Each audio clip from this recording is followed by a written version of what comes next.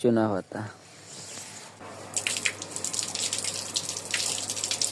এই চুনা পাতা খাওয়ার পরে অনেক উপকার আছে।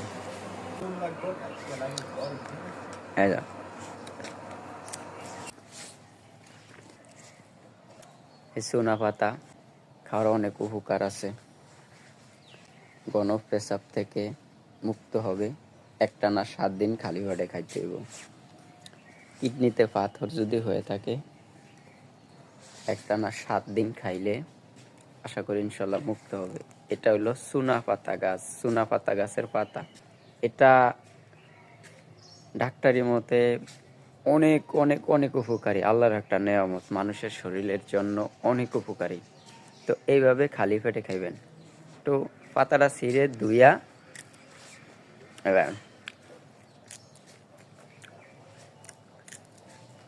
এই যাবে।